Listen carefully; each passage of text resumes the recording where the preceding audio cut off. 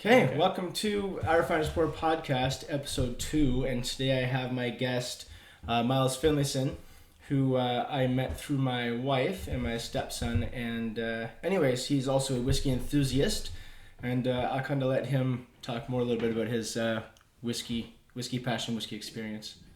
Sure. Well, yeah, thanks for having me. I'd call myself a whiskey enthusiast, nothing more. I've just had a pretty strong passion for whiskey for the last maybe 10 years or so. It's a fun journey. It's a fun exploration, and I enjoy it in a nutshell. Yeah. And Miles, you are somehow involved in the Toronto Whisky Society, which is a group here in Toronto, a group, as far as I understand, of whiskey enthusiasts. Can you tell us a little bit about what they are, who they are, and how you're involved? Yeah, sure. So with Toronto Whisky Society, we formed a few years ago, I'm thinking 3 years ago now. We were a group of people who had come together mostly over the internet, but we sort of found each other based on our passion for whiskey, and we said, hey, should we start a group? Should we start a society or something? And we did. It really took off, and now it's quite a prominent whiskey society in Toronto. I don't know our membership. I'm not speaking officially on behalf of the society, but it's just about appreciating whiskey. So awesome. The society has tasting events, has brand ambassadors, does reviews. We've done our own private bottlings of a few special releases. So yeah, it's just about getting together and appreciating appreciating whiskey. So. I remember when I really got into whiskey was actually just this past Christmas time after a tasting with a sommelier, and when I started to kind of get on Instagram and get into the community, I really started to discover people's passion and about whiskey and bourbon in general, and about how engaged and how interactive the community is. Do you find that as well? Yeah, it's huge. The community's huge. People are really networked. It's really popular right now. Whiskey is just going through such a huge boom. As I said, I've only been into it for probably less than a decade since I started taking it seriously. But even in that time frame, the explosion of popularity I've seen around it has been massive, and that's been interesting because it's actually shaped, in my opinion, it actually shapes the kind of bottles that get released, the price, the demand. I mean, yeah, even in the last decade, things have shifted dramatically. Now, you told me that the whiskey that kind of opened your eyes to the world of whiskey was an Ardbeg 10-year. Can you describe what was it like when you first sipped that? Sure, I'll give you the long story just because whiskey often, especially Scotch whiskey, always seems to have some story behind it. My journey was such that I was in Scotland for the first time in my life, and I was doing a hike. There's a long trail there. It's called the West Highland Way. I think it's about, I can't recall. I think it's about 150 kilometers long, if I recall correctly. Runs from a suburb of Glasgow all the way to Fort William.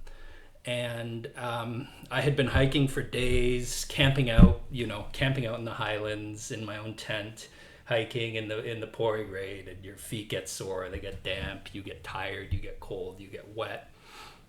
And I said to myself, at the next little town, which was this beautiful, beautiful place called Bridge of Orchy, if anyone's ever in the Highlands, it's a lovely place to stop. I said, if there's any sort of lodging whatsoever available there, I'm going to stop there. So I was beaten down by the weather and everything, and I got there, and sure enough, I managed to get myself a room in what's called a bunkhouse, which is essentially a hostel in Scotland. And it was this relief from the elements, and I was so happy to have had a shower after 3 days without a shower, to have found shelter from the rain and the midges, which are these terrible little bugs. Anyways, I was in the pub in the local hotel restaurant, and I got speaking with some climbers there. There's a lot of people take it upon themselves to climb what are called Munros in Scotland, which are mountains over 3,000 feet. There's 240 something of them. So these guys were Munro baggers, they call themselves. They climb these mountains, right? I got chatting with them. We were chatting about hiking, about mountain climbing, about all that stuff, and they're like, "Well, why don't you? Okay, well, join us in the pub, and we'll have some scotch." And I said, "Okay, that sounds good." And the first, and they said, "What would you like?" And I said, "I have no idea. I don't know. I associated scotch with I'd tried it a handful of times, and it just always came across as potent, spirity, sweet. I didn't have the palate for higher proof spirits. I didn't, it was just kind of a generic thing in my mind. And then I tried Ardbeg 10, which is peaty and smoky and has these amazing meaty, briny, licoricey notes, and it was just this eureka moment. It was like, what is this? Instantly, first sip, I thought, this is not what I thought Scotch was like. And it's funny because a lot of people, they say, oh, well, if you're going to introduce someone to Scotch whiskey, start them in gentle, give them something like light and fruity, a Glenlivet 12, deep end. A Glenfiddich 12. And I'd probably tried, I'd tried those over the years, and it didn't hook me. And yeah, it took that punch in the face to be a real, wow, what is this? And I sampled a few others that night, but kept coming back. I think I had 2 or 3 pours of the Ardbeg 10, and that's what piqued my interest. That's what just was this aha moment. So of course the setting of being in the Highlands and being in the warm place out of the elements after hiking for 3 days in the rain was it complemented the experience. That's amazing. I find that interesting that you got in on an Isla, like a heavily peated. I have kind of a sweeter tooth, so I really like your Space Sides and your bourbons. That kind of tends to be where I call home. I still like to adventure and explore the other kind of whiskeys and scotches out there, but I find that people that are really into their Isla are really into their Isla. Like it's they're diehards, Yeah. And with bourbon, the bourbon lovers as well. I find bourbons are pretty diehard about the bourbon, and I don't want to say that's it, but they seem to have like the largest following. What do you think about that? Yeah, I mean, I can relate in the sense that when I was first getting into whiskey, it seemed to me that if it was heavily peated, all of a sudden it was eureka. What is this? This is great, and I just was craving all that big Isla peat experience. And then came, I'm looking for higher proof. I'm looking for cask strength experiences. Yeah. And then you taste a fantastic, heavily sherried whiskey, and it's it's sherry. And at first it was this, for me, what was good, and I say that loosely, but what hooked me at first were those big, bold experiences. Now over time, quite quickly, I've come back to, I appreciate delicate whiskey, I appreciate lowland Scotch, I appreciate a subtle, nuanced, fruity, experience. It was the Isla experience that hooked me, and I was sort of an Isla fanboy for a while, for sure. Yeah. But now I'm, some days peated whiskey is not what I'm in the mood for. Yeah. So it's it was an interesting change. But there's definitely, to address your sort of first comment there's definitely a like Isla's cool and popular. It's kind of like weeded bourbon. It's there's these people who just go nuts over. Kind of cultish. So there's definitely the cult of Isla, and there's fantastic Isla whiskeys. Don't get me wrong, I still love it, but I love a lot of other whiskey as well. So. It reminds me of music. Like one of the things that I love about whiskey is it's like one of my other passions, which is jazz music, and you can have basically the same 3 ingredients, which would be your yeast, your grain, whatever that happens to be, and then the water. Much like in a jazz trio. Let's say you have a piano, bass, and drums, and it can have 100 of those scotches in a row or whiskeys in a row, and 100 of those trios in a row, and they're all gonna play the exact same thing differently. It's gonna have a different character. It's gonna have different different elements to it, and I love that nuance and that subtlety. But I think I would absolutely, I can appreciate other types of music, your rock or electronic or anything, but I'm always going to come back to that jazz. It just kind of hits something deep inside, It just tickles you where you need to be tickled in the moment, and that's kind of like what bourbon and Space Sides are for me, and I guess what Isla or an Ardbeg 10 might be for you. Yeah, like coming back, it's definitely still, I mean, after all these years, the fact that it's still a go-to, it's still a whiskey that I really like. Yeah, absolutely. And you're right. I mean, the character from one distillery to another, and even beyond that, one cask to another cask can be massive differences. So it's an endless exploration, right? The options are always endless. So yeah, and I guess too, like because it's so sensual, it's so visceral, it's attached to the smell and the look and the taste, and really focusing on the sensory experience. That's it. It's linked so deeply to your personal experience, and so it's going to remind you of experiences you had. So whiskey is going to be something that's going to be deeply personal.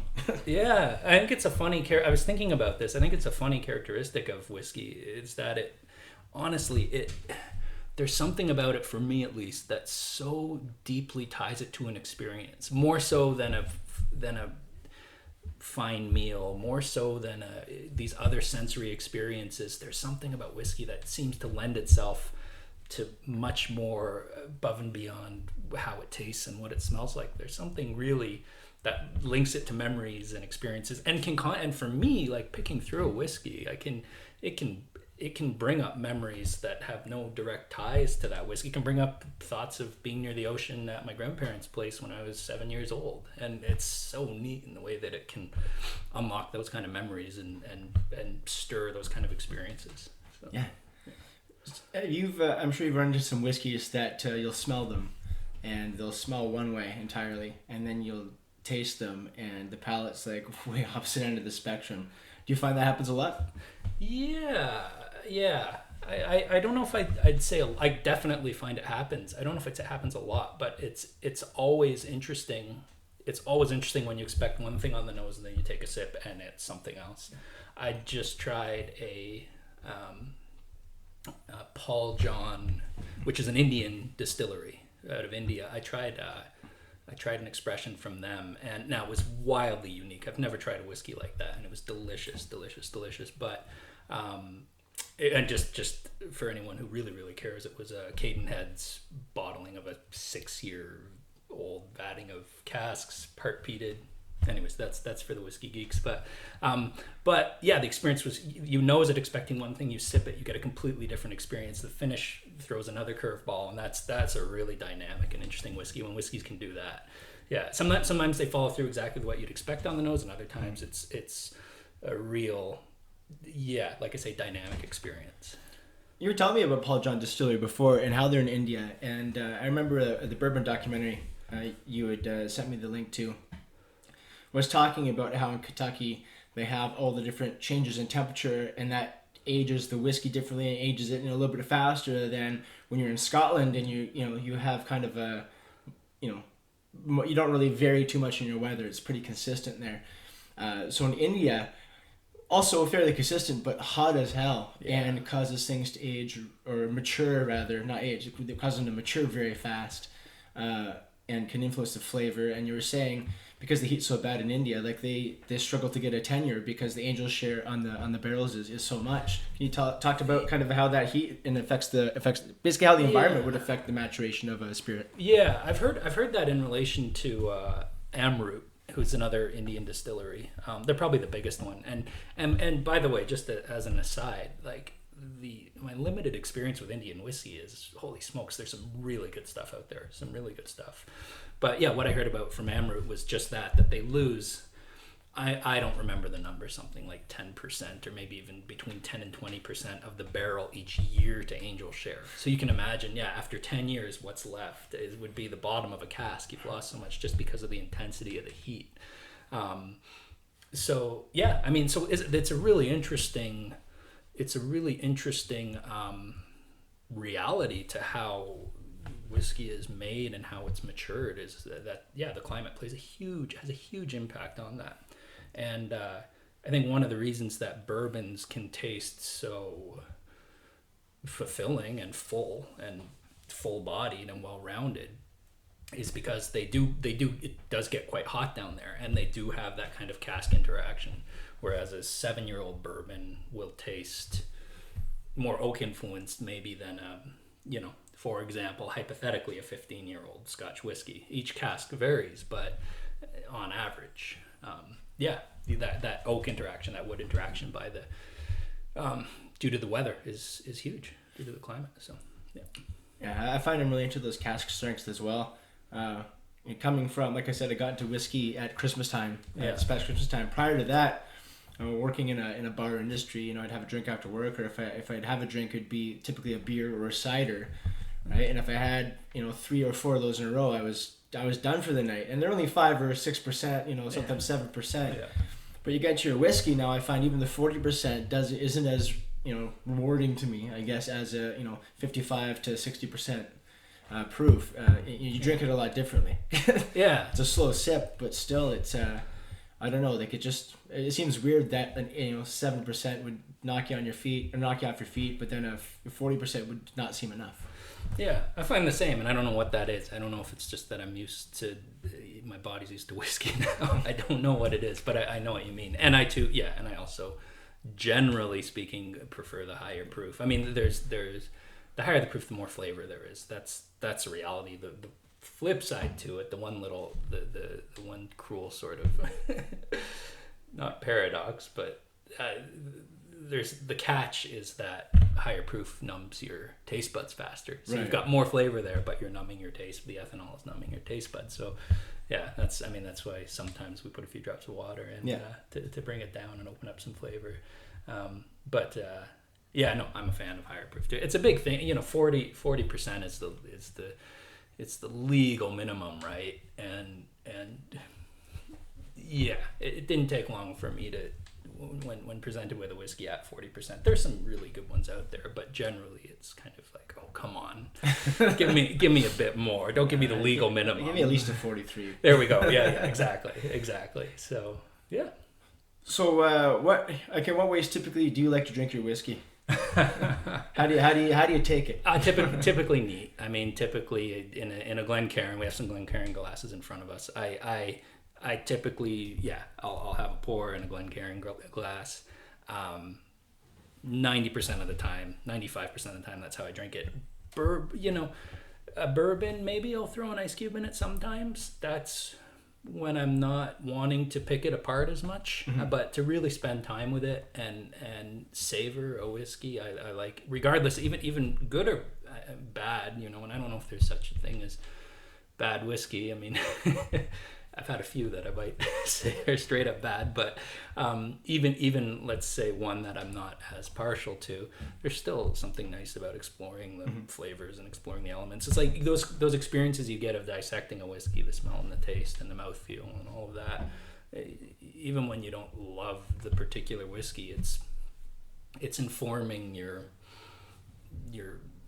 senses and your experience and your knowledge about it, especially if you start paying attention to, okay, what was the mash bill of this bourbon, what's the recipe there, how long was this, what cask type was that. When you start to get those and you can pick what grain is this, when you pick those things out, it's even a lesser whiskey still contributes nicely to your understanding of what these spirits are. So I find that it's so exciting being able to kind of hunt down and try to search for those specifics and see how accurate you are. Yeah, I find neat, obviously, when we're trying to experience what a whiskey's profile is. But I think in social scenarios, if I'm out with family or if I'm out with friends or something like that, and the interaction is here and it's not with the bottle, then I'll just throw some ice in it because I don't have to think about it. I don't want to divide my attention that much. Whiskey is such a meditation for me that if I'm alone, I like to really focus in on it. And but I think out socially, throw some ice in it. Yeah. Although the chlorine in the ice that you're going to get anywhere out there is going to alter the flavor. So I'll make ice cubes at home with bottled water. Okay. Just so I don't get that chlorine interaction with it. Yeah. So. No, fair enough. It's I'm with you. And it doesn't. For me, like single malt scotches are that's where my heart lies. That's where what I enjoy the most out of whiskey. But so for me, it would be hard to throw an ice cube in a single malt. Not knocking anyone who does. There's no right or wrong in this, right? It's just ethanol we're drinking, and there's no right or wrong in this. But yeah, for me, the sort of robustness of a Scotch whiskey demands a certain level of attention and stuff. So bourbon, and I'm not knocking bourbon either, but that's one that's easy for me to turn off my brain and just sip. And sometimes an ice cube is nice for that. So yeah, man, it's like when I'll cook a steak and my son will he'll ask for a piece, and then he'll just drown it in ketchup, and I'm like, oh, it crushes me inside. But at least you're eating. yeah, that's true. I mean, it's funny. Would you, if you had a really fancy bottle of some whatever, take your pick, and someone comes over and can I try some of that? And then pour it into a shoot it. Coke. shoot it. Shoot an older whiskey or mix it with Coke or something. It's okay, to each their own. But There's cheaper ways. Yeah, exactly. So we have a couple whiskeys here. Two that you have not tried, two that I have not tried. Mm-hmm. So let's which one do you want to start with here? Let's start with we have two bourbons here. Maybe we start with those. This one is what are we here? Percentage is this 46, 43. This one's up at 57 or 47.5. Okay, so they're all 50.5. So this is the burniest one. Yeah. So should we start with the single barrel? Yeah. All right. So here we have. Actually, Miles, you picked this up for me. Yeah. I don't know which LCBO were you at when you did that, by the way. I was on DuPont and Spadina. Oh wow! Okay, good store clearance on. So I know exactly that store. I might have to make a trip. But yeah, so they had some store clearance bottles on sale there. We can only get them there, and Miles picked me up an Irish whiskey we're going to try in a bit, and this Jim Beam single barrel, which is 47.5 ABV, and it is pretty delicious. And you were telling me this before, and as it says on the bottle, that less than 1% of their barrels qualify to be hand selected for Jim Beam single barrel, etc., etc. So, do you know much about this whiskey? I haven't reviewed it officially, so I haven't done the research on it. I just know it's delicious and it's almost gone. Jim Beam is a pretty ubiquitous bourbon, right? They've got their standards, their white label, their black label, and some others. They distill a lot of other whiskey that they don't release under the Jim Beam name. I think, oh man, I'm afraid that all the facts I'm throwing out here are going to be wrong, but people can correct me or you or whatever. But I think they make Old Grandad at the Beam Distillery. I think they make Basil Hayden's. They make Booker's. So there's a lot of bourbon that comes out of there, and other spirits as well, I'm sure. But I don't know what else to say about Beam. Yeah, it's everywhere, but it's nice to try something that they're really trying to put their best stuff forward under the Beam label. I've tried this once before, but obviously it was from a different barrel. So, right. Yeah. Interesting. So All right. Well, cheers. Cheers. Yeah.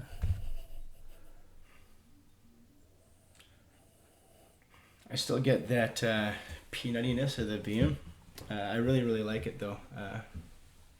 Yeah, that's there's absolutely, like, I associate a peanut quality with Jim Beam, especially the stuff they release under the Beam label. Yeah, big time on the palate there. That's really easy to, like. Yep. I really easy to drink. Yeah, it is. I might add I've actually add a drop or two here. I try to avoid the word smooth when describing a whiskey, right, because there's usually a deeper nuance to what that experience is as to why it's smooth. Mm-hmm. Like, what does that mean? Is it oaky? Is it not? It's rounded. It's not like doesn't punch in the back of the throat or anything. But this has a nice, and it's just, I mean, you could throw out all the normal descriptives in this around the vanillas and the honeys. A nice there's a balance to the spice. I don't get, I think I get less of that Beam funk or nuttiness or whatever you want to call it. I think I get less of it with this one than the other single barrel I tried. This is like nicely well-rounded. And I think people who don't, again, because you see it everywhere, because you see like Beam white label everywhere. You think it must be shitty. Yeah, but it's not. Yeah, and I would really say try give the single barrel a chance if you can.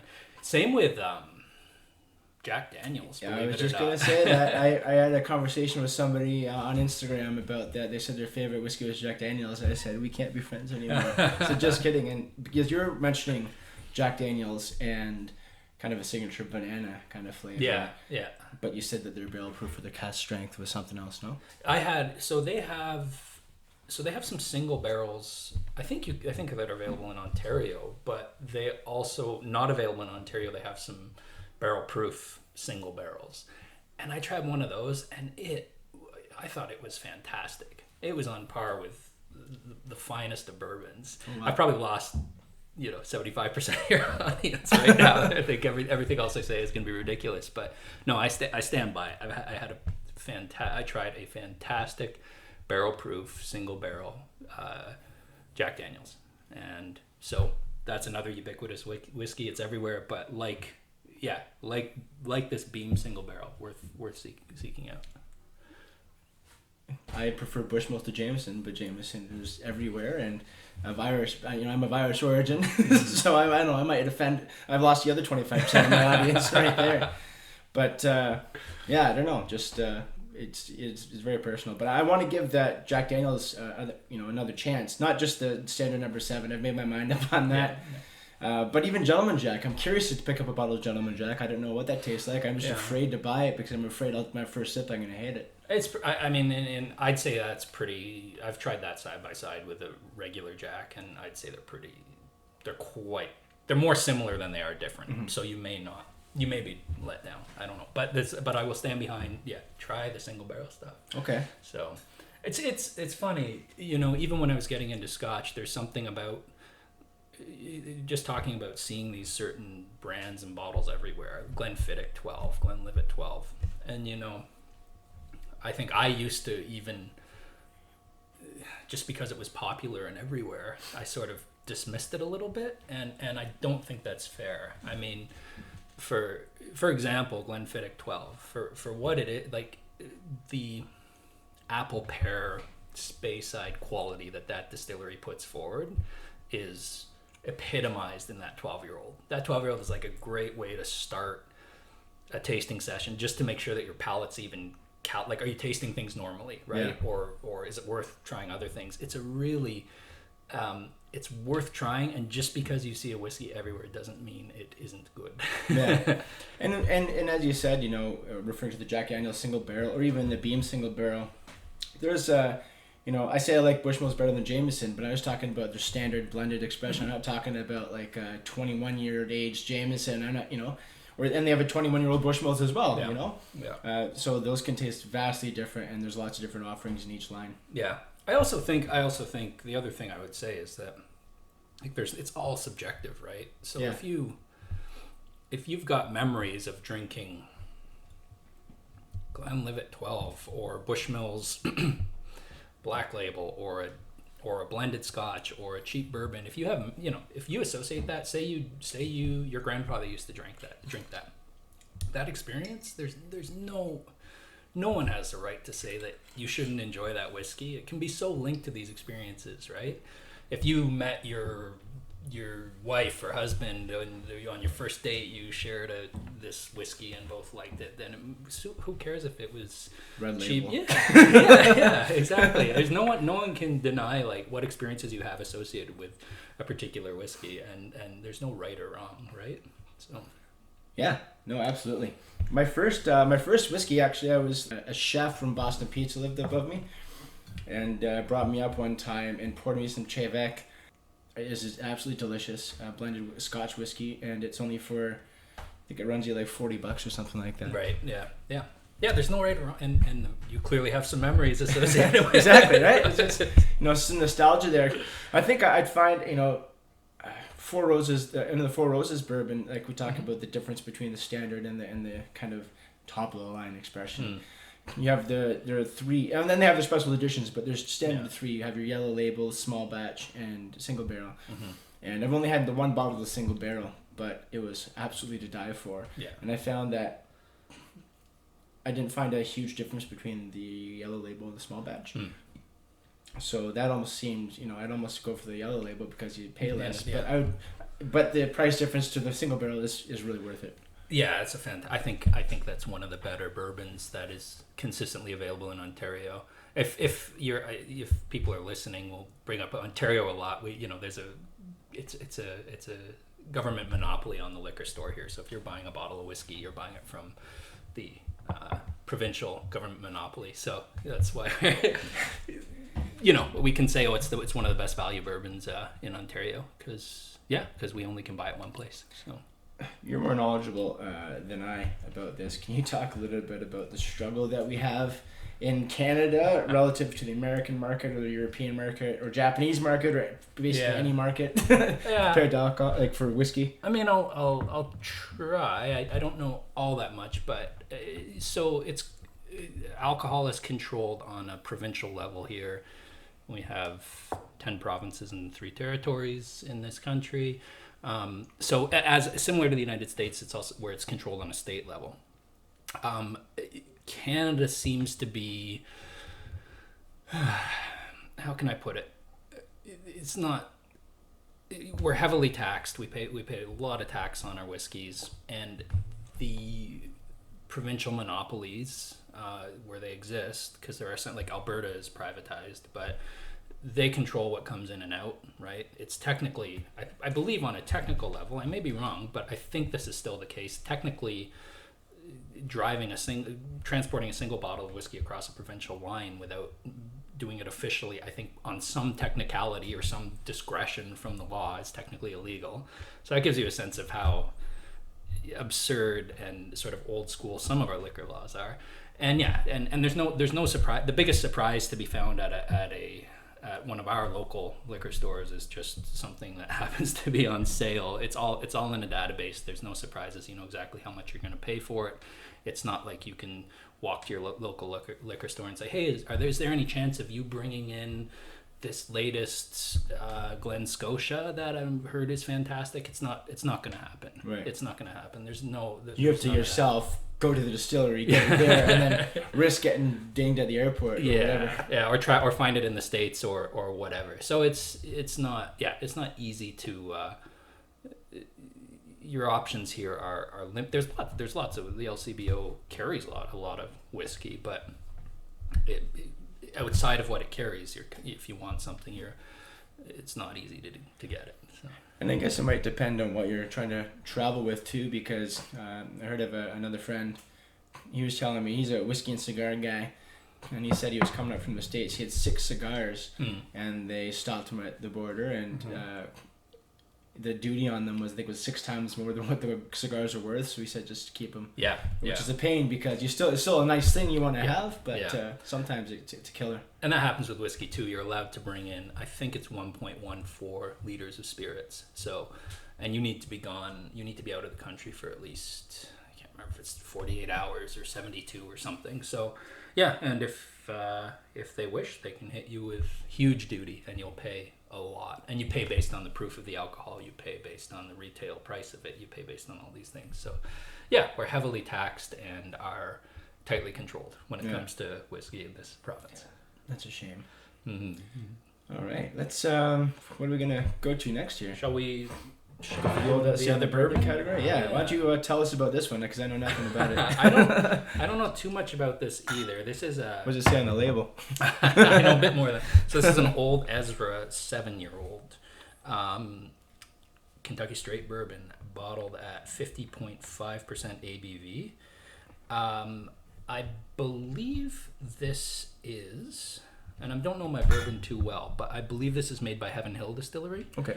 I think I was reading it's a high corn mash, and then the last 25-30% are sort of split evenly between barley and rye. It looks very much similar to a beam bottle, actually. Yeah, in the shape. Yeah, absolutely. I think the company that releases this is, I think they're called Luxco, and I think they actually, I mean, there's such a bourbon boom. There's such a bourbon boom on right now. So a lot of new distilleries are getting built, and I think these folks are building their own now and distilling their own spirit, if I'm not mistaken. But because this says 7 years old, this would still be sourced from elsewhere, and I'm quite sure that is Heaven Hill Distillery. Okay. Yeah, so this is just, 7 years and 50.5% ABV. Was Heaven Hill the one that got taken out by a tornado? Did they? I don't know. There was the one distillery that got basically destroyed by a tornado, or I am mixing it up now, or a fire. I think it was a fire, and then there was maybe 1 or 2, of the buildings left, and so those barrels are extremely valued. Okay, I don't know which one. I've heard of a few fires. I've heard of there was a year or 2 ago, there was one where a warehouse collapsed and the barrels sort of rolled into a local stream and killed a lot of fish. Yeah, I forget. And there was that. Then quite a few years ago, a lake caught on fire or something because of Colonel E.H. Taylor tornado surviving warehouse seized. Yeah. Okay. So there we go. That would have bothered me the rest of the time. So I mean, to get an age statement on a bourbon, it's funny. Again, as I said when we were talking at the beginning, I think the demand for whiskey has changed things a lot, and age statements have been disappearing off of bourbons. Higher proof. I mean, the market is just, because the demand is so high, they can sell younger stuff at a lower proof for more money. Yeah. So even by virtue of having an age statement and a proof, it's not inherently good because of that, but it just shows some level of quality. So what kind of, don't out anybody, but I guess, but what distilleries are out there? That could be Irish whiskey, that could be Scotch, that could be bourbon, whatever. Who would you say are kind of the examples when it comes to acting with integrity? Because I don't want to knock anybody for trying to make a living. Yeah. So you're providing some value, you're providing a great spirit. Yeah. It's a bit cheaper, whatever, you charge whatever price, and people buy it. That's fine. But, who would you say has a lot of integrity about just putting out some high quality product? I think, and again, so I think there's integrity to having an age statement. I think there's integrity to bottling at a higher proof. I think there's integrity to not chill filtering and presenting with natural color. I think those things are signs of integrity. It's worth saying that they don't inherently make the whiskey better, right? It's not a guarantee that because I've had old whiskey that wasn't good. I've had stuff in the 20 years, 30 that was worse than a 10-year-old. It's not inherently better, right? But it is a measure of integrity, and generally speaking, the quality seems to follow that. So I would say, in one way, anyone who's still doing age statements is hanging on to, some of those integrity points. But I just tried. So an interesting thing, Tobermory, it's a distillery in Scotland on the Isle of Mull. They recently, their standard sort of flagship whiskey was a 10-year-old, and they've canned that. Whereas the trend is to get rid of an age statement, they're actually increasing it to 12 years. So now I don't know what's going to happen with the price. I don't know if the price is going to change and reflect that as well, but at least as what you're putting out to actually increase the age of your standard offering, that's rare in this day and age. And they're keeping the bottling proof of 46 point something. So what you should probably do is go pick up as many Tobermory 10s as you can, because they're going to be worth a lot in a while. They might, eventually, because they're not going to make it. Yeah. And the 10, some Tobermory has a real weird island funkiness to it, and the 10 has more of the Tobermory funk than the 12. I'll say that. And this Old Ezra 7 has definitely, you get the corn on the taste, but man, I get that. I put some drops of water in it, and there's cinnamon all day. Mm-hmm. Mm-hmm. Cinnamon on the nose, big time. It's nice. I find it a nice sipping whiskey.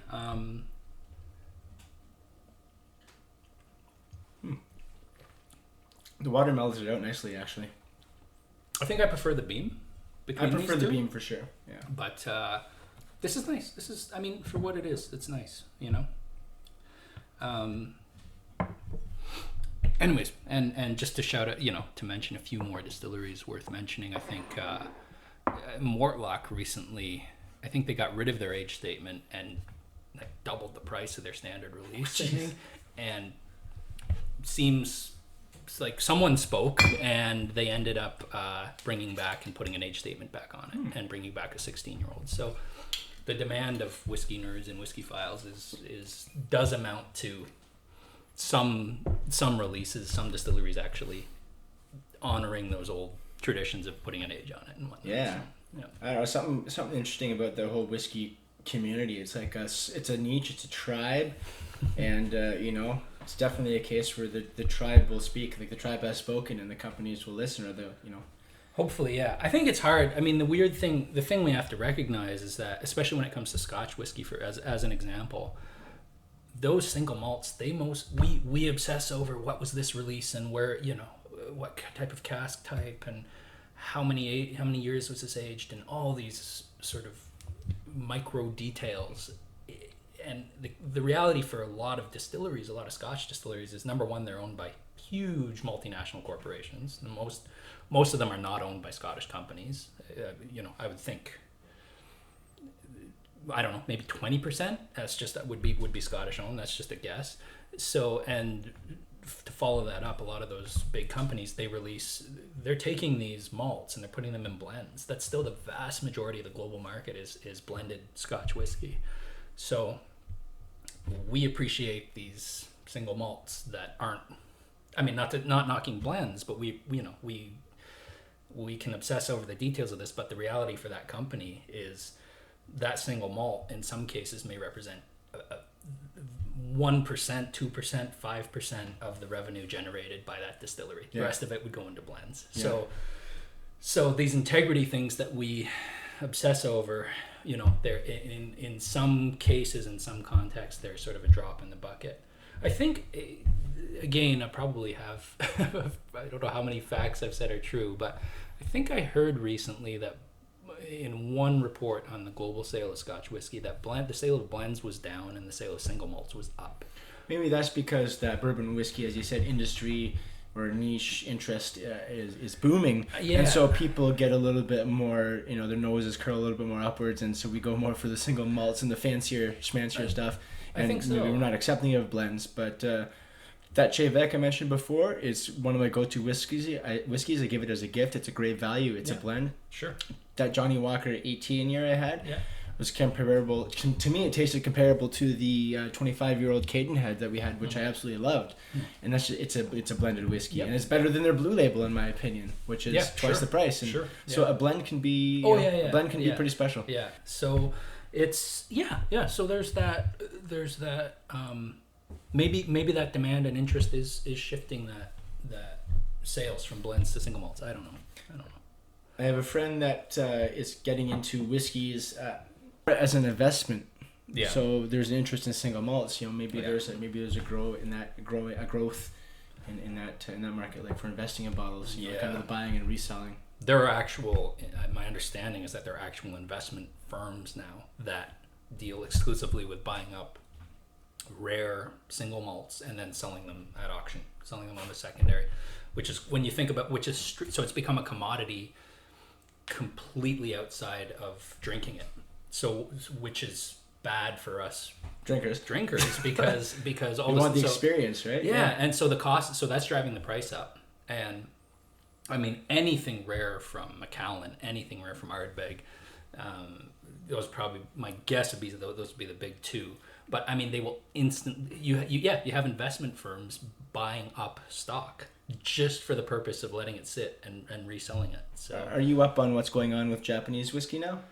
In terms of the scarcity of it? Scarcity and distilleries closing down and stuff. So I think Japanese whiskey might be, like, the prices might be jumping a bit, at this point. Oh, they're huge. They're so, I mean, the Japanese whiskey is so popular right now. You've got to be, Japanese whiskey has a weird, if you dig into it, they import a lot of whiskey and blend it with their own. So that's one thing to know off the bat. So there's some cheap, lousy Japanese malt out there, and there's some good stuff as well. But I know the demand for it is just huge. But I'm surprised to hear that distilleries are closing. Yeah. Would you? Okay, so caveat and disclaimer. This is something I believe I remember hearing on an old Whiskey Vault episode. So, don't quote me and don't quote them. But this is what I think I heard, because there's some sort of scarcity about it. And I thought it had to do with distilleries closing or different lines stopping being produced, different whiskeys stopping being produced. Yeah. Things like this. And so I was curious about it. Like, here we have Hibiki Harmony at LCBO. It's like $110 and change on the shelf. And then there's other ones that are like half the price. They're $40-$50. They're sitting kind of... And they're all Beam Suntory owned, it seems. Right. Nika from the Barrel's coming soon. That's a decent one. I heard about some distilleries. I forget who. I'm not on top of the Japanese whiskey thing, but I did hear that some Japanese whiskeys are going to be stopping some expressions for some time. Yeah, I heard that much. So maybe that's what I was thinking about. Okay, so here we are spewing all these facts. I'm going to blame the whiskey for that. There you go. All right.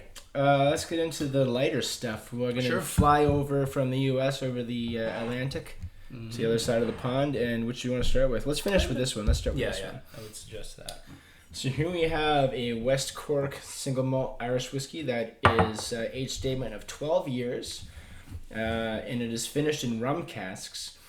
And I really like the bottle here. Although also I'll put a picture in on the post, guys. But went on my honeymoon and stayed in Glengariff in Ireland, and Glengariff is on this map on the bottle here. I spent St. Patrick's Day 1 year in Skibbereen. Skibbereen's on the map here on the bottle, so good memory there. Skull. There's a saying that it's always sunny in Skull. Really good weather. It's you know, if it wasn't for the fact that it was an Irish climate, it's pretty much a tropical place, you know, with the beach heads and the oceans. Nice. And it's beautiful there. Anyways, and their whiskey is just as beautiful. I've tried this. This is very nice.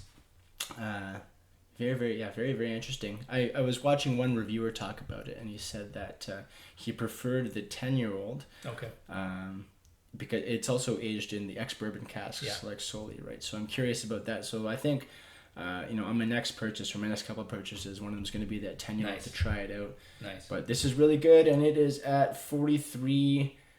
Well, on the front it says 43% ABV, but on the back it says 43.4% ABV. So I'm going to go with that corrective one on the back. Somewhere in the 43 range. It's an Irish whiskey. You just drink it. You don't really care about the details. And this one I found I did not like it when I put ice in it. Neat is just the way to go for this one, I found.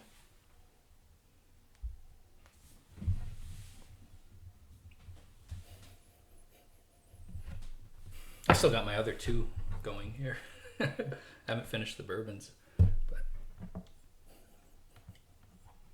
oh, we're in no rush.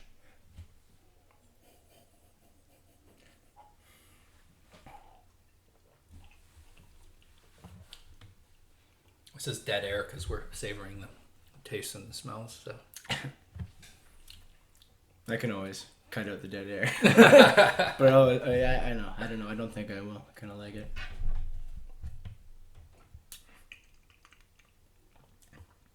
Well, this doesn't. You know, there's sometimes a harshness to some of the Irish whiskeys that are young and grainy, and this is very well rounded. Yeah. Might have to do with the single malt, which I'm assuming that I guess would be barley, probably. Yeah. Right. Yeah. The rum cask, maybe that rounds it a little bit. Yeah. The age behind it. 12. Yeah. It's a nice. So I don't know particularly a lot about Irish whiskey, but it's nice to see this trend of. Well, there's more distilleries opening up, as there is with most whiskey producing countries, but it's nice to see the trend of single malts, of the single pot still styles, of the age stated. It's neat to see this boom in I don't know if calling it craft whiskey in Ireland is the right thing, but it's neat to see this boom of new distilleries and some of those integrity measures that we talked about earlier. I was just going to ask you that, and then I decided not to, but since you bring it up again, so you were talking about how these integrity points that we look for is kind of, you know, not really the highest priority for these massive conglomerates that produce, you know, the most money is made from the blends, etc. And I was going to say, you know, there's probably smaller craft type distilleries that their focus is these kind of specialties. Absolutely, yeah. And to be honest, I don't know too much about West Cork. I think I've had their standard blended expression before, which, you know, was just like a nice blended Irish, like a nice summer drink, a nice Irish whiskey. Wasn't, you know, it was just really friendly and approachable and very kind of fair and mild. But I really enjoy this, and nice. I'm kind of gonna investigate the West Cork line a little bit more. I think their 10-year single malt is gonna be what I'm gonna check out next. I think they have a cask strength at the LCBO as well, if I'm not mistaken. Then that's the one I'm gonna get. They do have a cask strength. That's right. They do. I've heard, and again, this is just from maybe 2 or 3 people, but I hear that it's harsh. I hear that it's a harsh one, but. That's not. Those aren't my words. Check my LCBO app here and see what that goes for. The LCBO West Cork. I'm always enthusiastic about rum cask finished whiskeys. I had one rum cask finish that was absolutely phenomenal. It changed my idea of what whiskey could be with this rum finish, and I've not experienced that in a rum cask finish since. Listen to this. West Cork, Glengarriff Series, Bog Oak, single malt. Did you say bog oak? Yeah. Okay. Yeah. So they probably got oak from the bog. I guess. There's your cask strength. Yeah, okay. Spadina Lonsdale, you have 4 there. It's $55. You got to be kidding That's a me. good price for it. That's a really for good a price. cask strength. Yeah. Don't you dare go to that LCBO. I'm not going to publish this. I need to go there first. The rum cask finish. I'm always curious about the rum cask. It's gentle on this. It's more on I get more of a bit of tropical fruit and a bit of the sugary notes I like from rum cask. Yeah. It's gentle, but it's there. And see what I mean when I said it kind of turns a little bit. It reminds me of a Chardonnay. There's a sweetness to this, absolutely. Yeah. Like the smell seemed a little bit more leathery, I think more potent, and then I got the sweetness on the taste, which reminded me of a Chardonnay. This is really easy. This is nice. Yeah. This is, I quite like this. I'm getting a bit of the rum. I'm getting a bit. This is the first West Cork I've tried. Oh, really? Yeah. Happy to be your first. Actually, Kat, it's nice. Kat, for those listeners who don't know, is my wife. And she's like kind of a light, girls night out drinker, like a light wine. It's like 8%. It's beer strength wine, basically, mixed with like fruit. Right. And we didn't have any wine and she wanted to drink, so I poured her one of these on some ice, and she really, she doesn't like it as much as her wine. But sure. From a woman that hates whiskey and the smell turns her off and she's not into it at all, she could drink it. It was enjoyable for her. So that's a testament to West Cork distillers for sure. That's great. Yeah. No, there's a when Irish whiskey is done well, it's really approachable. The lightness, the fruitiness. It's I don't know if this was triple distilled. I don't know if but that's a trend in. Yeah, the Powers I had as an Irish whiskey is was the last Irish whiskey I had. It blend, $40, delicious. Yeah. Really fruity, really friendly. Reminded me of a Speyside Scotch, like and a blend. An Irish blend, but really good. Yeah. I have a lot of nostalgia attached to West Cork because I took my business there in 2012 and 2013. Nice. I stayed there for a month. Spent St. Patrick's Day there. Wow. Fantastic. In 2013, went back there and went to drove out to Kilkenny in Tipperary, and went to like my family's historical origin. Fantastic. 2017, went for my honeymoon there, stayed in Kilkenny at an abbey, and then drove around, like rented a car and drove around the country, checking out different sites. So when I have a bottle here that says West Cork on it, where I have some really good friends, and I see the towns on the friggin' bottle on this map where I stayed, there's just a lot of nostalgia there, and that's originally what made me grab the West Cork bottle. Sure. But the taste and the smell of the whiskey is what it's good. I'm I'm impressed by this. I'm impressed. There's nothing. There's no unpleasant notes to pick out here. Imagine this at a higher proof.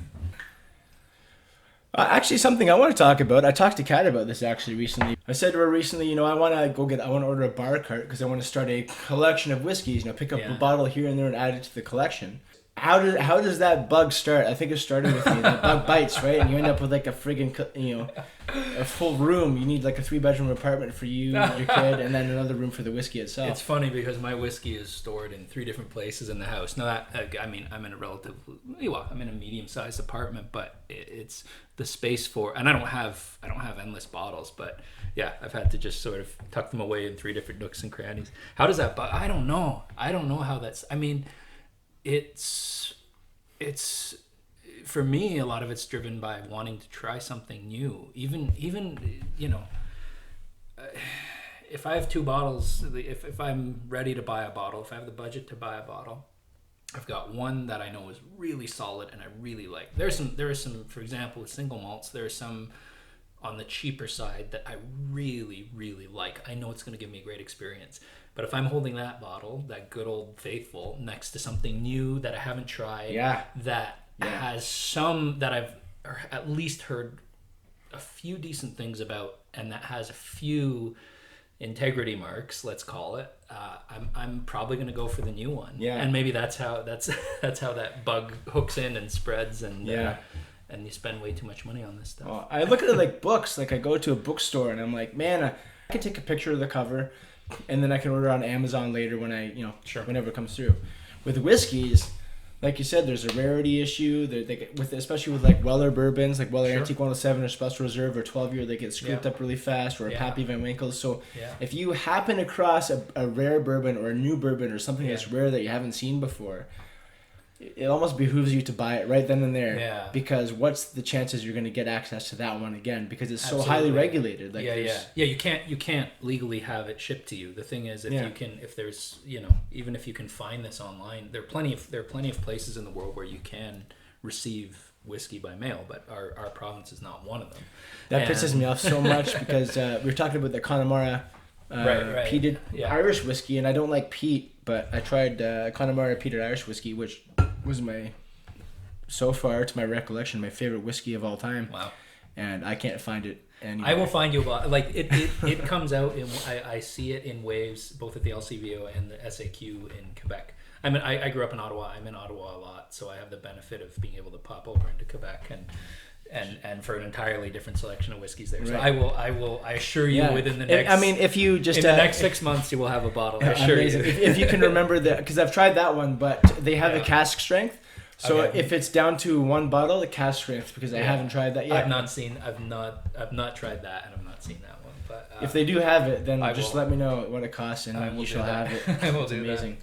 That. But it's this ongoing exploration, and I tend to try to, if friends or family are traveling or I'm traveling, and you get out of the province, you're going to be even more inclined to grab that bottle of something that you can't get here in Ontario. Yeah. So that's how a lot of my collection, and my collection isn't very big at the moment. It's not a huge number of bottles by any stretch, but a lot of it is stuff that you won't find on shelves at the LCBO.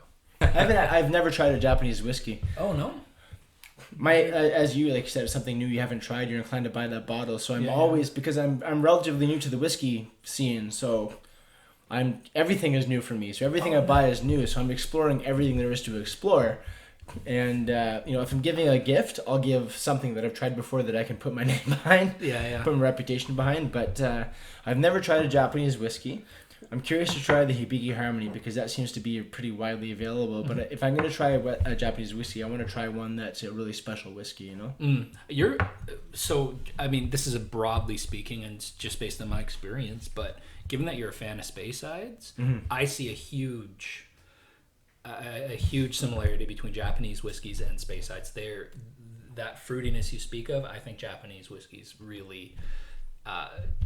they really present that profile. I think they're sort of if you wanted to call them sister regions or something. Right. And that's broadly speaking, and Japanese whiskey, again, they sometimes blend it with Scottish malts. They also sometimes finish it in plum wine barrels and things like that. Right. So you get these even more nuanced things, but my guess is that you would quite like Japanese whiskey. So, amazing. Yeah. Amazing. Do you want to move on? Touch on this guy? Sure. I haven't finished any of my drams yet. I'm way behind you. I think I should off the podcast at some point and we can finish them after that. Not a problem. But I just got to say one thing that I'm actually quite surprised by is that coming back to our first pour, which was this Jim Beam, I'm surprised how solid it is, how nicely it stacks up against the others. It my preference, my go-to, and kind of that flag that I plant is with the Four Roses single barrel. I absolutely love it. And but this Jim Beam single barrel is something. That's good. Wow. Well, as you can tell, I don't know when did you buy this bottle? When did I pick up the bottle from you? A few days ago. This particular within the last week. And it's all basically I have 2 glasses left and it's gone.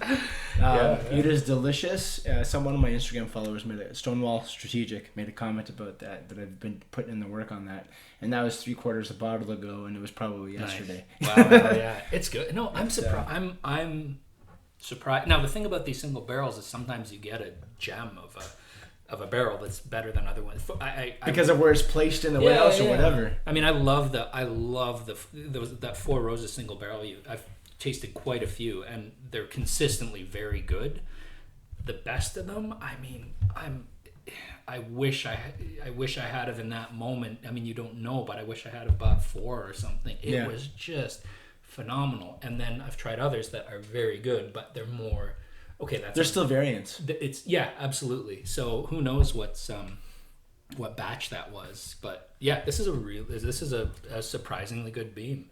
And to me, in contrast now, it's superiority over this old Ezra 7, even though it has a lower ABV. It's really winning the battle there. So yeah, I really like it. I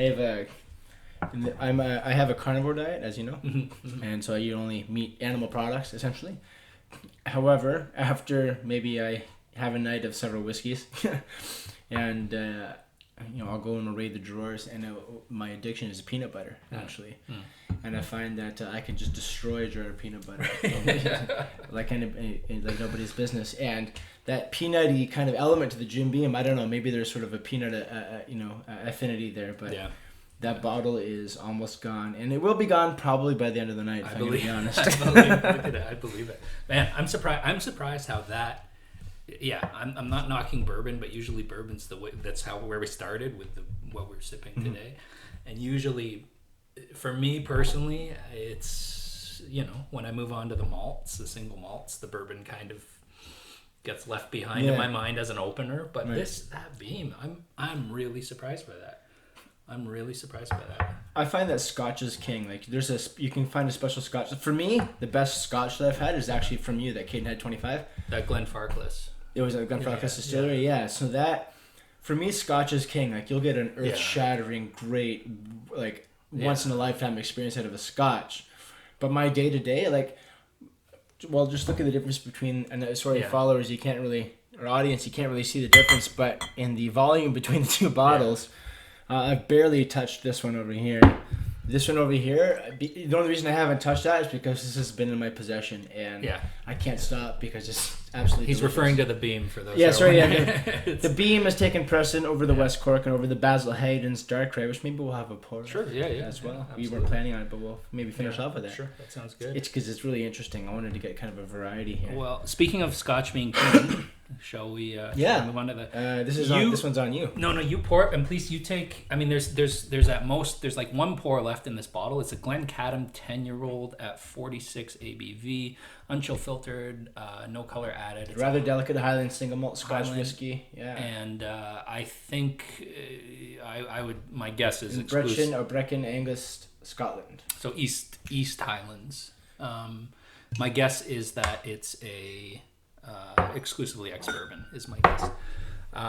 Please, you take the majority of this pour. Just give me a tiny drop. So keep going. No, keep going for yourself. Okay. That's good for me. You finish it.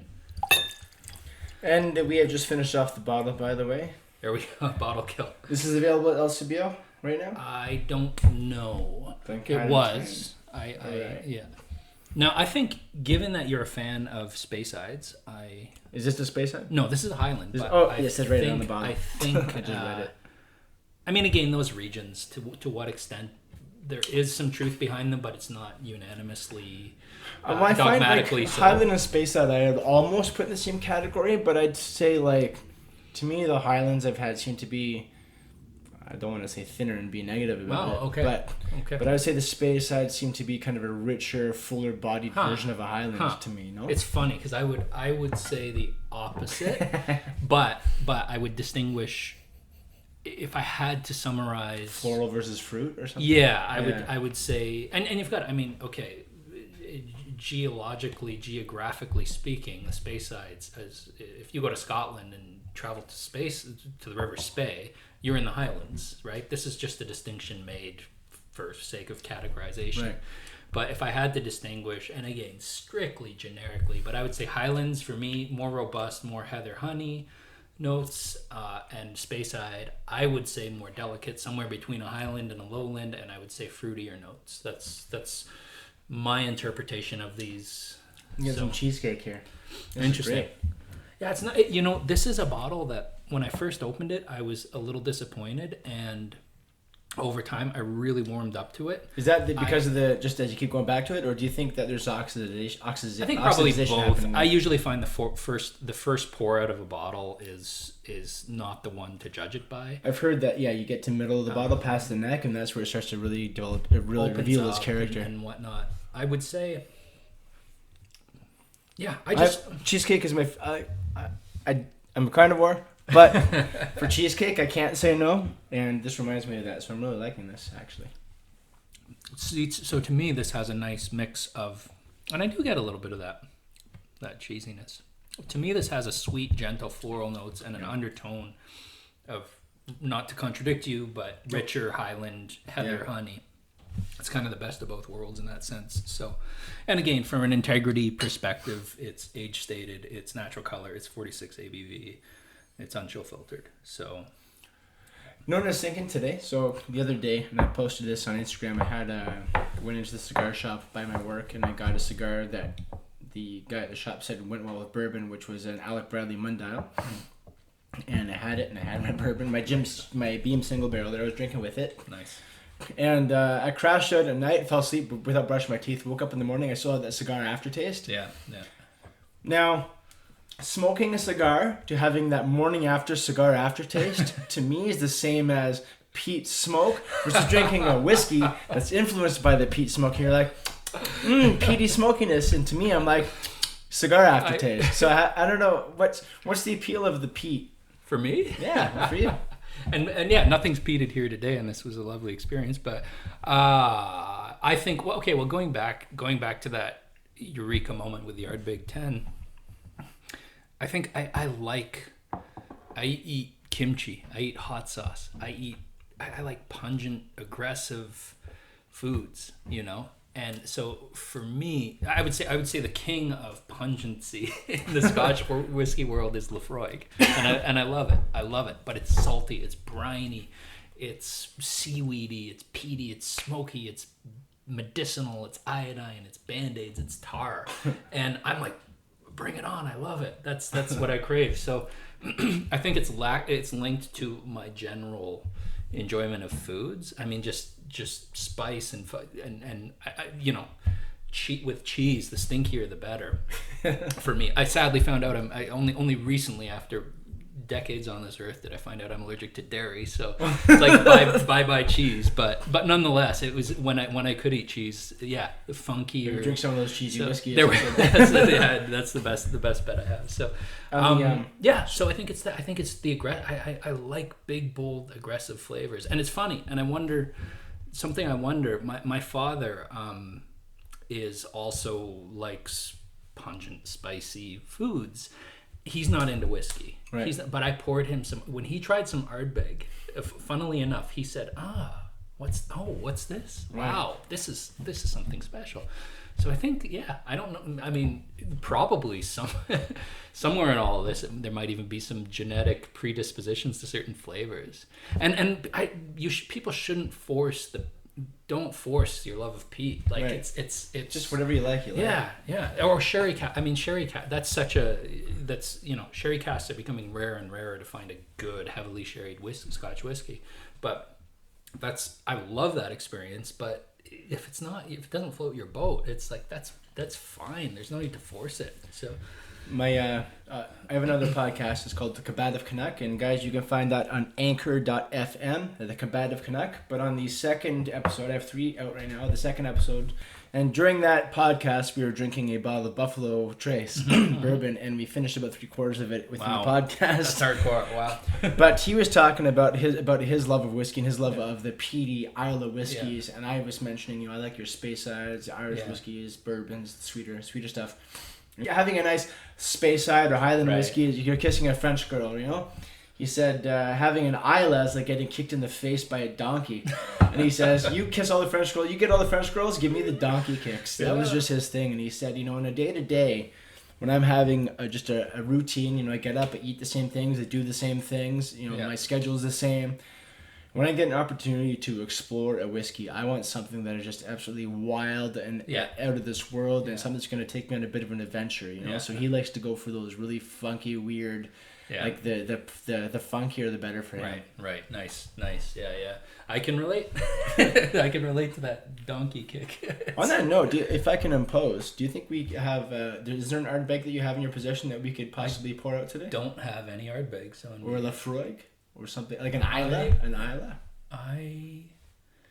Let me think.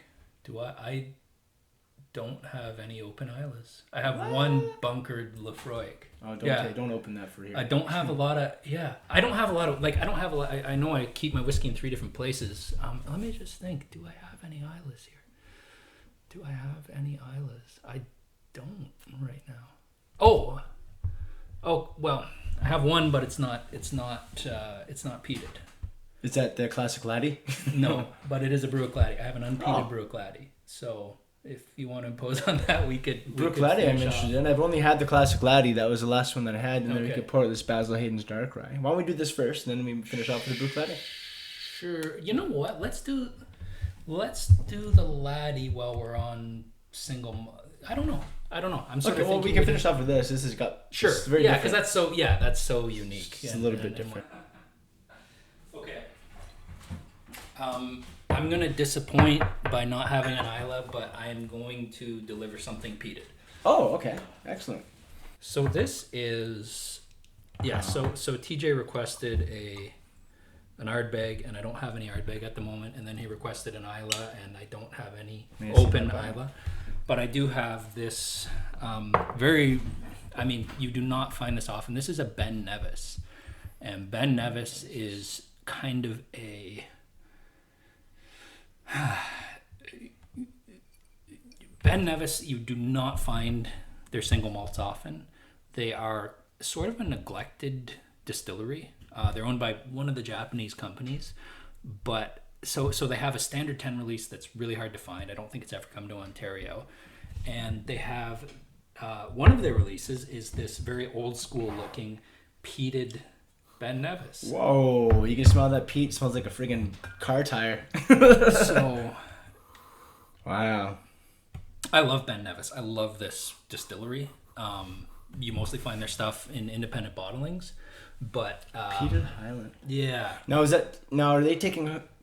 Is there peat from the Highlands they're taking in there, or are they like shipping it up from somewhere and just distilling it in Highland? I don't know where. That's the thing, and that's. The Scotch whiskey industry is very good at giving people the idea that these distilleries are malting their own barley on these floors and using peat smoke to stop the germination process, and the reality is that many distilleries are just getting their malted barley supplied by a mass producer somewhere on the mainland. There are exceptions. There are absolutely exceptions. So I don't know where Ben Nevis gets their barley. My guess is that they put in an order to one of the mass malted barley producers and said, "Give us some peated malted stuff." barley, yeah. So this is absolute mystery. It's 46 ABV. Apart from that, bottle looks old. How long ago have you had? No, it's not. Well, that's the thing. See, this you can find this in Quebec right now. And the thing about Ben Nevis is that they're weird and oddball, and it really, I mean, this is the kind of distillery, when I see a Ben Nevis out there, I want to try it. Whoa. I really like this. I think it's a lot of, I think there's some young stuff in here. I like that. But there's also a when Ben Nevis is weird, to me, there's kind of a slight funkiness to it. A little bit. And you get a hint of that. It's like the mildew on a towel that's been hanging. Yeah. I don't know. It's like a shower mildew. Yeah. I compare it to like if anyone's tried Springbank from Campbellton, there's almost they do everything by hand. A subtle Springbank funk to this. Something a little bit more oily and engine greasy to it. Do you think that the fact that Springbank does like everything by hand and they have like people in there pushing shit instead of machines, do you think that affects the funkiness of it?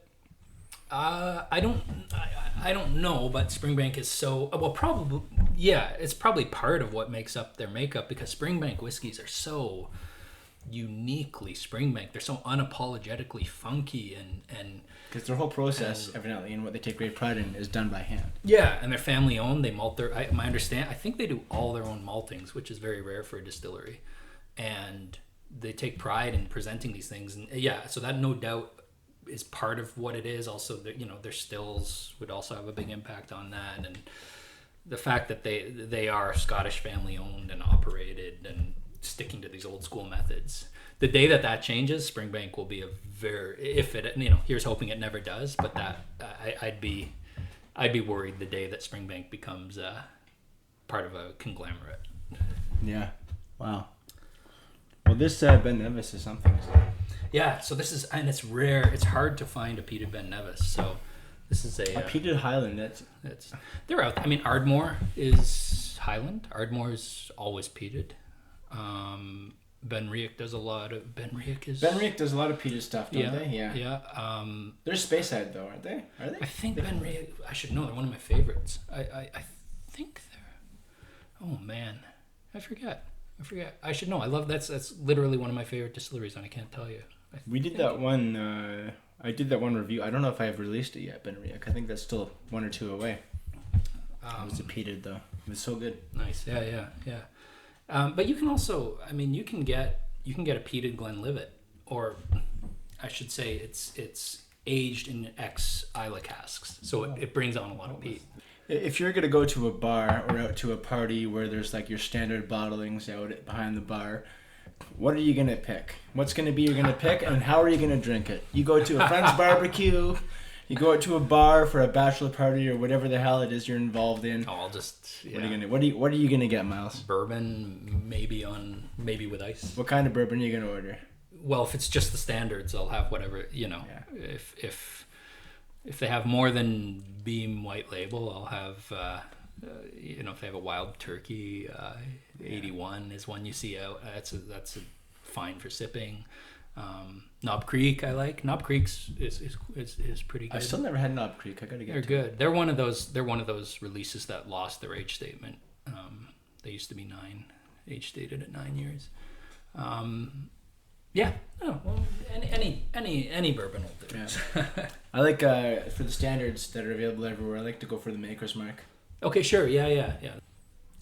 You might be pulling me over to the dark side. These non-Isla peated offerings started with the what was it? The Benriach actually was peated, right. And then now with this Ben Nevis. Yeah, we'll see. Maybe I'll. Miles and I also was it last Saturday we went? Yeah. Last Saturday we went to Ardbeg Day. It was at the Concert Hall on Yonge Street in Toronto, and we tasted the Ardbeg 10. We had a couple of Ardbeg 10 pina coladas, and then they also had the Ardbeg and then the Ardbeg Drum, which was a recent release for this Ardbeg Day. Yeah. So want to talk about that a little bit? Sure. Yeah. That was my first. Again, I do like Ardbeg. This is the first time I've gone to an Ardbeg Day event, which seems, if I understand correctly, corresponds to their committee releases that they do each year. So we've had, what have we had? Ardbeg Perpetuum, Ardbeg Kelpie, Ardbeg Grooves was last year. It's this long series of these semi-experimental releases where they do interesting cask finishes or things along those lines. And this was, my understanding is that, this Ardbeg Day was sort of celebrating the release of Drum. I didn't know really what to expect. It was more of the event was more of a sort of a celebration and thanks, and sort of a thanks from Ardbeg to the fans of Ardbeg, more of like, let's have a party than it was a sit down tasting. Yeah. which is absolutely fine. I didn't know what to expect, and I got to try the Drum. I'd never tried the NO before, and I also got to have lots of Ardbeg 10, so I was happy. Yeah. The environment was different than I expected. What did you think of the Ardbegs you tried that you did get to try neat? The peated stuff, the Isla stuff is not my bag really. But I appreciate it, and it was really nice to go and try. But I got to try 3 different expressions of Ardbeg in a single night, so that was pretty special.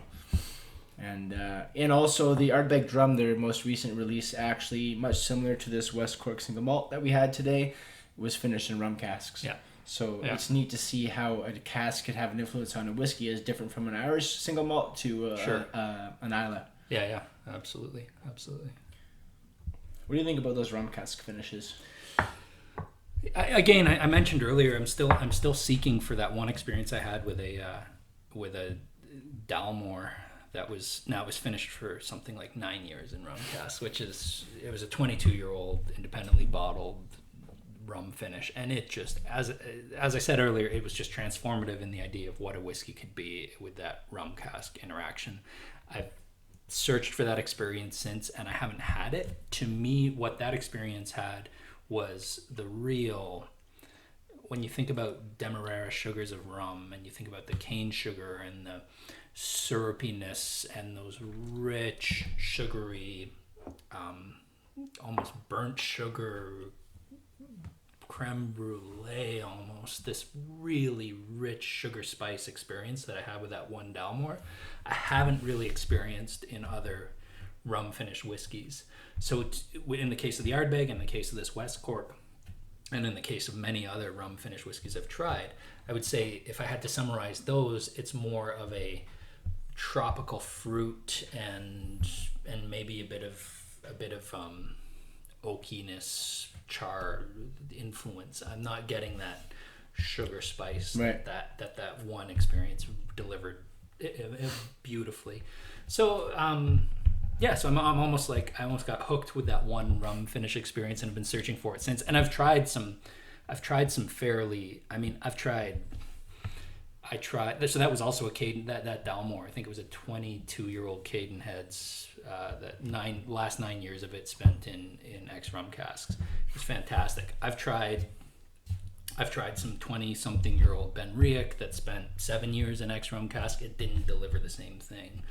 I've tried 35-year-old Ben Riach that had a rum finish. It didn't deliver the same thing. So it was this real, just magical moment in a bottle that I haven't. Would you say that Dalmore was your favorite kind of experience of all time out of whiskeys? No, but I would put it. It's hard to pick one, but I would put Dalmore in the top, the top 15 single malts I've tried. Right. Yeah, if not the top 10, I would put it in that. And that's just, again, that's exclusive. That's specifically this one.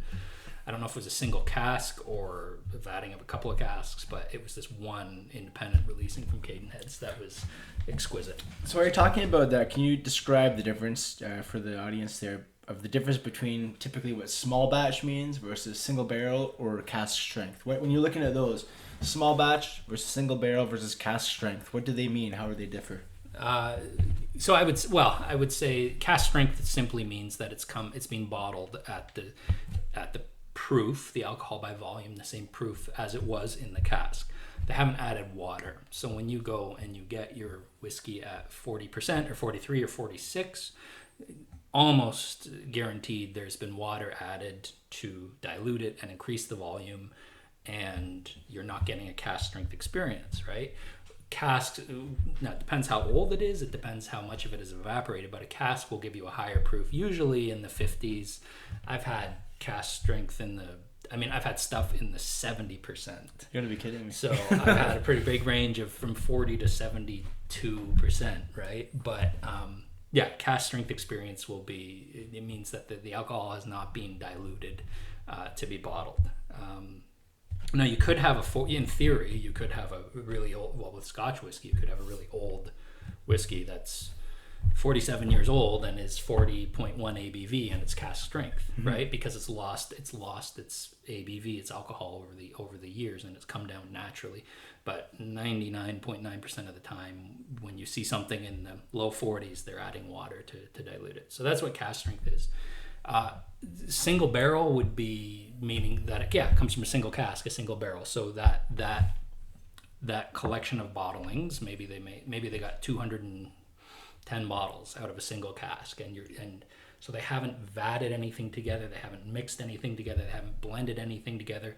You're getting exclusive the experience of that single cask, which can be very weird, very different, very unique than what you might call a standard what a standard cask might give you.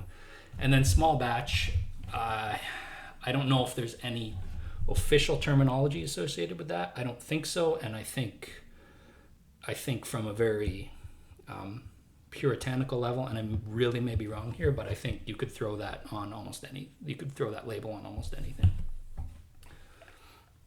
You'd be implying that you're taking a small grouping of casks and putting them together. So maybe you're having a run of 2,000 or 3,000 bottles, but that's as far as to the best of my knowledge, there's no legal holdings to the term small batch. So.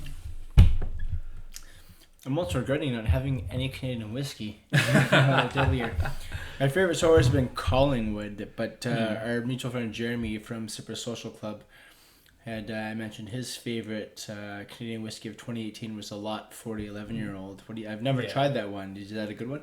Yeah, I mean that seems to be what's not only capturing Canadian whiskey drinkers' attention, but internationally, those who actually get a chance to try it. These Lot 40 cask strength releases. There's only been 2 so far. 2 years ago it was a 12-year-old. This past year was an 11-year-old. I believe this year it's not out yet. I believe they're dropping the age statement. But it's a pretty darn solid whiskey, and it makes me proud to be Canadian. Which is, I mean, to be completely honest, I'm often let down by Canadian whiskey. Mm-hmm. I wouldn't even say sometimes. I would say often. But there is good stuff out there, and Lot 40 cask strength is a really nice experience. I've had the pleasure of drawing Lot 40 straight from a cask at the distillery and trying it right there and then. And it's the guy who makes it, Don Livermore, who works at here in Walker in Windsor. I mean, he knows his stuff. He has a PhD in, I think it's in distillation, and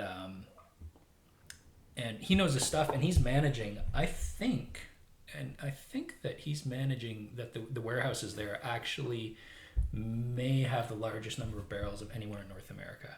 If they've been surpassed recently by like Beam or Jack Daniels or something, it's only recently. There was a point when the largest number of casks, it was I can't remember if it was 1 or 2 million casks in warehouses, and lo and behold, they're in Ontario. So. Wow.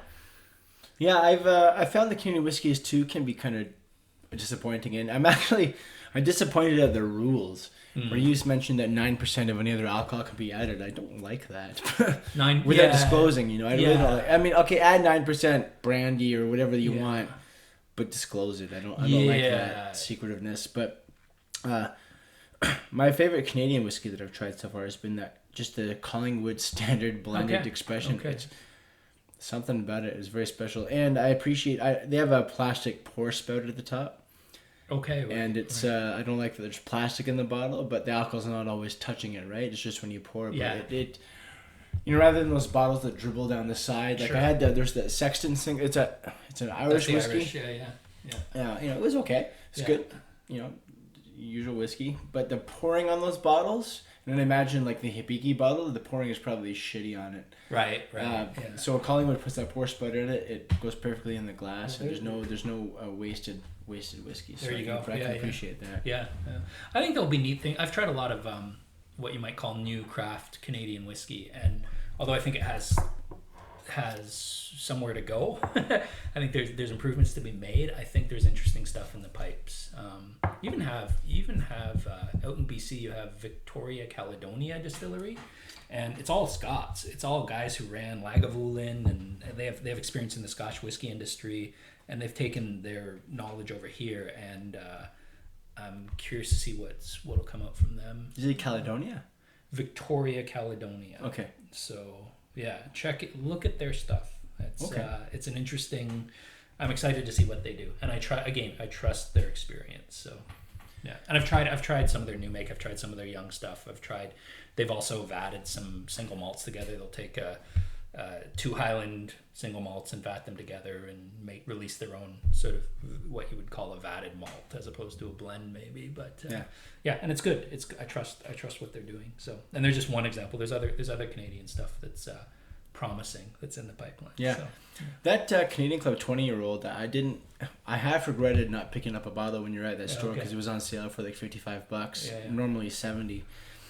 But the smell in that glass was campfire. It's like it was just this beautiful campfire, and the aromatics on that Canadian Club 20-year-old were just amazing. Cool. I can't remember. I think I've tried it. I can't recall. I've tried a few older Canadian Clubs, and I don't recall what I've tried. So. Yeah, that smell definitely, and I think generally, but specifically for that Canadian Club, the smell really excites me more than the taste even. Sure.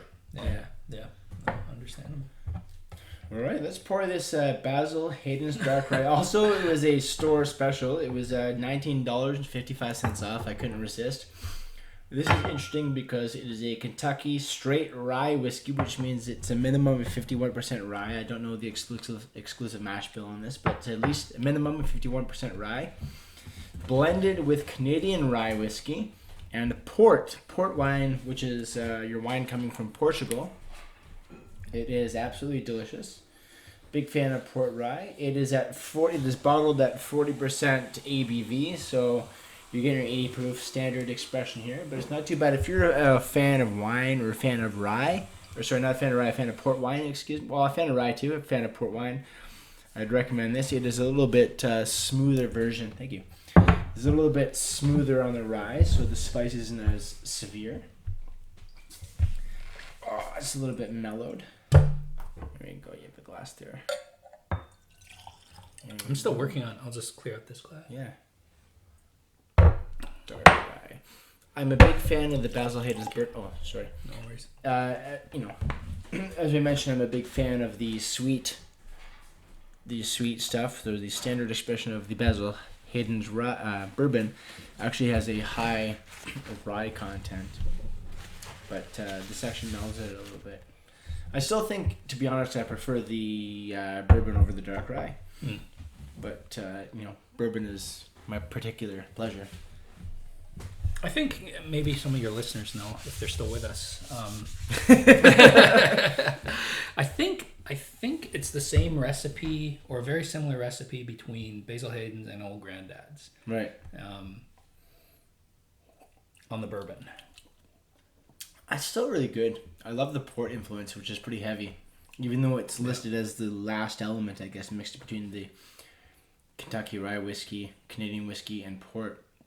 I can definitely taste the port. I taste the port more than the Canadian whiskey even. Yeah. I get the sense, I mean, it's not 100% clear from this bottle, but I get the sense that it may actually be like port added to it as opposed to port barrels. Oh yeah, no, that's what I think it is. Yeah. I think it's mixed with actual port. It tastes like that liquid way. rather than being in the port barrels. Yeah. I think absolutely. What is he on the back here? This artful blend of Kentucky straight rye whiskey, Canadian rye whiskey, and a touch of port creates a rich amber pour with ruby undertones. Yeah, it must be. Yeah. So I wonder if there's any legal hang-ups with this bottling and calling it whiskey. Well, they call it a dark rye. They call it dark rye. They don't call And then at the bottom here it says blended Kentucky straight rye whiskey blended with Canadian rye whiskey and port. And then this looks like an LCBO edition. Where it says this is actually whiskey. It says whiskey at the bottom. So I think that in the United States this may not be. Yeah, they might not be able to call this whiskey. Interesting. Maybe it's just labeled as dark rye. I think so. Yeah. Isn't that funny? For those interested, the label says this is the 2017 release, and apparently this is limited edition, though I've seen it everywhere. So, and the government warning on the bottle says that if you're pregnant, you should probably not drink whiskey. I support that statement. So do you have with our lineup here, we've tried. Do you have a favorite of what we've tasted? Or any comments on? Well, I like I'm not a peat guy, but that Ben Nevis is interesting. Is piques my interest for sure. Yeah. I think for what would I come home to day to day and pour in my glass or to unwind to, it's going to be that Beam single barrel. Yeah. For the only reason I don't exclusively buy that Four Roses single barrel is because I want to explore new experiences and new whiskeys. Yeah. But that's a special bourbon that I have to come back to every now and again. Yeah. The beam is to be honest, the beam is the surprise for me. Like it's just a really solid, a really solid single barrel release that they've done. Want some more? Oh, I'm good. No, I'm good. We've had 1, 2, 3, 4, 5, 6 different whiskeys here today, so we've had our fair share. We've had enough. We have had enough for the hour, for the 2 hours. Yeah. Hour 41 we're at now. Wow. Cool. I don't know. I tend to like port wine. Something about it's nice. I really like port finished and port matured whiskey. Like some of the single malts I've tried that have had that port element. There's a Speyside Glenmorangie finished in port cask, which was nice. Did we try that? Yeah, did we have that reviewed together? that? Okay, cool. Yeah. So that's one. Lefroy did a port finish in. I think it was 4 or 5 years ago now. That was really nice. I recently had a Ben Riach peated port cask matured that was heavenly, around 10 years old or so. Yeah, it's good stuff. Peat and port is, for those who like peat, in my mind, peat and port is kind of a magical combination. Do you have an infinity bottle? And if so, how do you decide what goes in it? I don't. To be honest, I've experimented with just little blends. Like I still have a glass kind of. Yeah, I mean, I still have most of what we've poured today. I still have little drops of it left here, and I find, I mean, my appreciation to good blenders, be it people who are blending single malt, just different casks from the same distillery together, or actually making a blended malt or a blend, a general blend, a Johnny Walker or whatever. My appreciation for the skill involved with that has gone way up, because I've experimented with little blends here, and I often find it does not pan out how I'd want. You know? Sometimes with keeping it in a single malt, taking one expression and another expression from the same distillery, I find those, in my experience, have blended nicer than taking other ones, but it doesn't always. For me, it's I just personally speaking, I experiment with it, but I rarely do I generate results I'm really happy with. So, all right, well, I think we'll finish with that. Okay, we did well. We did more than. We did. I wasn't. I was expecting we'd do about four whiskeys, and we're at 6 whiskeys. We're at 6, so we're. And I still got a bunch of them in front of me. So before it gets too much debauchery, we're gonna bring this to a close. So thanks, Miles, for being a guest on the podcast, and probably have you again for sure. If people appreciated it and you appreciate it, I'd happily do it again. So. Yep. Feel free to please like, share, post, download. All the available at anchor.fm. This is the Our Finest Pour podcast. Because when I went and did that distillery tour in Windsor, Canadian Club was they had sort of a visitor center outside here in Walker, and they were closing it down. So I think what was happening... visitor center? Yeah. Okay. And I think what was happening is Hiram Walker was distilling for them. Okay. But not... I don't know if Canadian Club actually has a distillery, which is crazy. I thought that was in Windsor, because they just released their 40-year-old and the 41-year-old Chronicles, and they've announced plans to do the same thing, an annual release up to 45, and then holding off to 50. So they must have a distiller. Well, they must have Canadian Club in barrels somewhere. But right. Is it like who owns? Okay, who owns? I don't think Hiram Walker owns it. My understanding is it's Hiram Walker. It may be. If it is, that explains everything. But you go to Hiram Walker, and when I was there, you go in their bottling plant. Is Canadian Club distilled? I go to Google for this. Yeah. Walkerville. Okay, it's owned by Beam Suntory. Really? Yeah. Ah, man. We're an American company. It's created by Hiram Walker. Okay. Owned by Beam. And Beam Suntory is huge. Yeah. Jesus. It's probably number 2 behind Diageo for this sort of stuff. The Walker Distillery remains in production in Windsor. Canadian Club is now part of Jim Beam portfolio. It is not now. I don't know when that was last. So why were they closing down? They don't. So I think Hiram Walker was distilling it under contract. Okay. You know, I think they're doing, because you go there and it's like, oh, there's Gibson's going by on the bottling line, and the master distiller's like, yeah, don't take any pictures of that.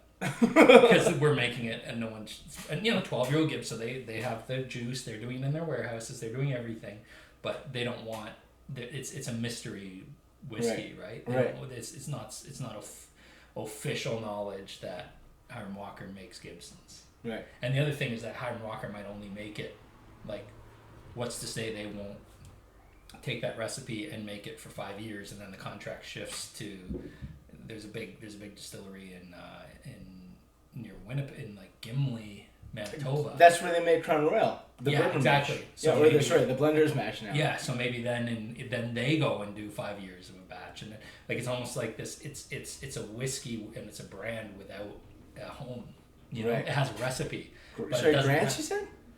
Gibson was the one that I saw on the bottling line. Okay. So and if you go into Hiram Walker, you're going to see, okay, here's Lot 40, here's Wiser's, here's Pike Creek, here's these things, right? You're not going to see.